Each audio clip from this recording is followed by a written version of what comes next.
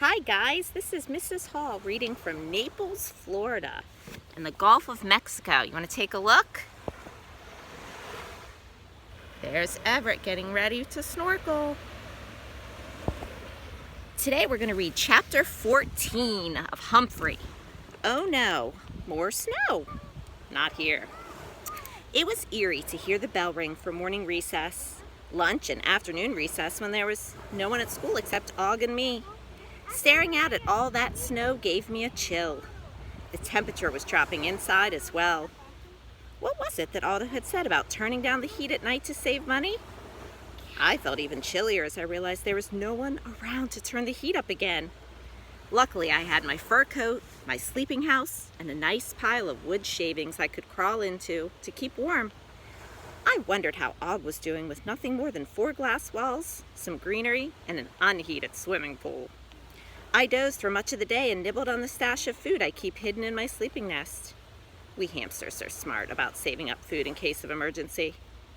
But my food dish was empty and my water was getting low. Between naps, I gazed out the window. There were still no cars on the street. In fact, I couldn't tell where the street ended and the sidewalk began. Everything was a solid sheet of white. Og was quiet most of the time, and the crickets were silent too. I was bored all alone in the classroom. I even missed math class. Finally, I hopped on my wheel for some lively exercise. That warmed me up, but it also made me hungry. When I checked my stash of food, the only thing left was a limp tomato stem. The bell signaling the end of school finally rang. I wondered what my classmates were doing. AJ was probably watching TV with his family. Andy and Garth would be playing video games. I figured Miranda was cuddling up with Clem. Didn't his bad breath bother her? Saya was no doubt helping her mom care for her younger brother, and Mrs. Brisbane was probably bustling around her warm, toasty kitchen while Mr. Brisbane built a birdhouse. They were all warm, all cozy, and all well fed. They were definitely not worrying about me or Og. I wasn't helping myself by thinking of these things. I decided to work on my poem, What Rhymes with Gloom? Doom? I slipped my notebook and pencil out of their hiding place behind my mirror and burrowed down in my pile of wood shavings to keep warm. I promptly fell asleep. It was nighttime when I woke up. Hey, Og, do you think Aldo will come tonight? I asked my neighbor. Around midnight, I heard a funny whirring sound and looked out the window. A huge machine, way bigger than a car, crept down the street like a giant yellow snail with an orange light spinning around on top. It rolled along slowly, then disappeared. 3 hours later, it returned from the opposite direction and disappeared again. Did you see that, Og? I squeaked loudly. He was definitely ignoring me. And I didn't blame him. I'd said terrible things to him. Things he probably understood. Guilt made me feel even colder. Og, I didn't mean it when I said I didn't care if you were my friend, I called out from my cage. I'll forgive you for splashing me if you'll forgive me for saying those things, okay? Boing. I think he meant okay. But there was something odd about the way Og sounded. Maybe he was hungry like me. Then I recalled that he didn't need to eat as often as I do. Frogs have all the luck. The next morning, the snow stopped falling, but the ground was covered and there were still no cars or people to be seen, except for that parked snowball. Car. Even if it hadn't snowed, nobody would have come to school because it was Saturday. 1 week ago today, I was starring in Magic Mitch's show. Now I was all alone, almost. Cold, hungry, and forgotten. All my life, some human had brought me food and water and cleaned my cage. I'd been well cared for. I'd never had to fend for myself.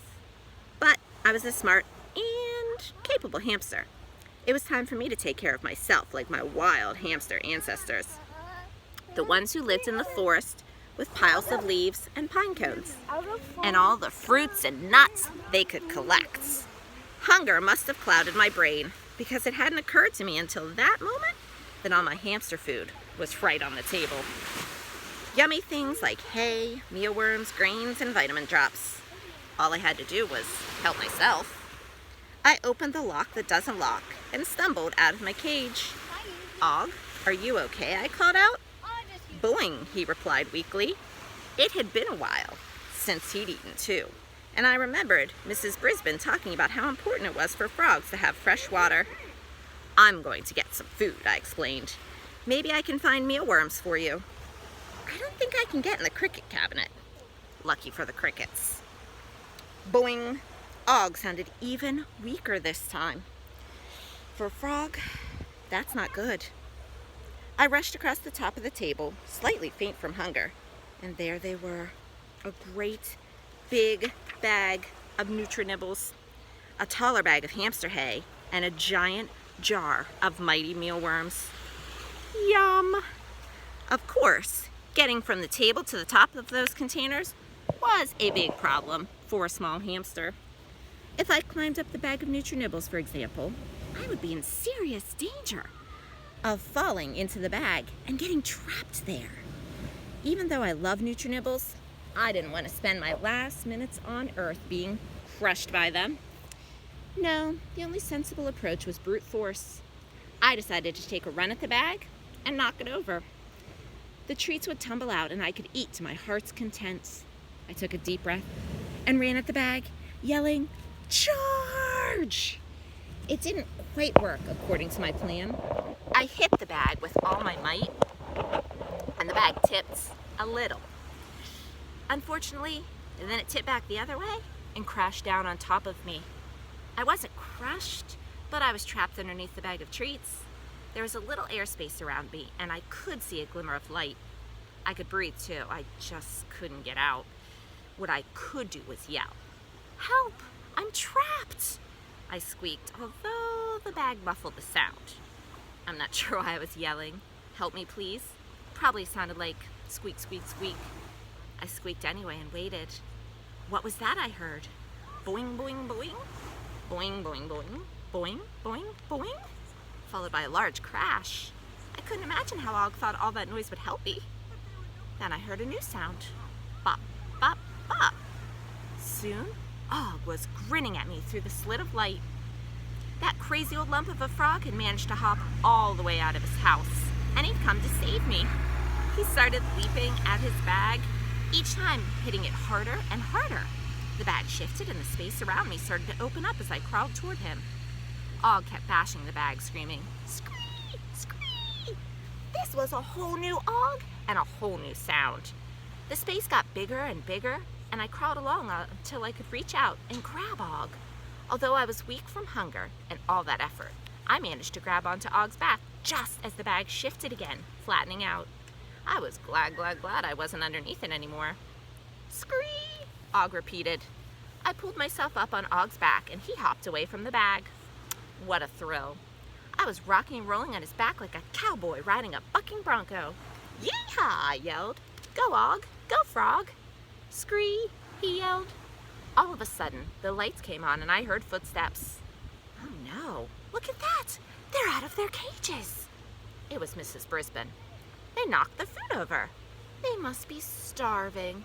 Poor things. "Smart little critters," said Principal Morales, chuckling. "Muy inteligente." I hardly recognized these two, bundled up in heavy coats and woolly hats with huge scarves almost covering their faces. How on earth did they get out? Mrs. Brisbane wondered. "Maybe somebody didn't lock Humphrey's cage tightly," said the principal. "And then I guess the frog hopped out of his tank. Look, he pushed the lid off. So, I have a lock that doesn't lock, and Og has a top that he can pop." "Never fear, Aldo's here," another voice yelled out. A bundled up Aldo hurried into the room. "Are they okay? The snowplow didn't clean our street until half an hour ago. I was going to walk over here, but the radio said it was too dangerous to go out." "I know," said Mrs. Brisbane. "Bert and I have been worried sick. If I'd known the storm was coming, I would have taken them home with me, and everybody's called me. All the parents, Angie Loomis, everybody." Mrs. Brisbane put me back in my cage and gave me a handful of Nutri-Nibbles. Principal Morales put Og back in his cage and fed him some icky crickets. Gag. Aldo went to get us both fresh water. "It's too cold in here for Og," Mr. Morales said. He pulled through all right, but I'm gonna buy him a heater. More footsteps clumped across the floor. We came as soon as we got shoveled out, said Miranda as she, Amy, and Abby arrived. The girls had been worried all day, said Amy. We hadn't been forgotten after all. Heidi's mom, Garth's dad, and Saya and her dad showed up too. Every one of them worried about Og and me. I wanted to thank them, but it's not polite to talk with your mouth full. They all asked to take us home for the rest of the weekend, but Mrs. Brisbane was quite firm. I'm going to be selfish this time. I'm taking them home with me. My husband would never forgive me if I didn't. Mr. Morales told everyone to be very, very, very careful on the drive back home. He and Aldo helped Mrs. Brisbane prepare our houses for the trip. Finally, my tummy felt full. Og? I squeaked. Thank you, my friend. Does this mean you forgive me?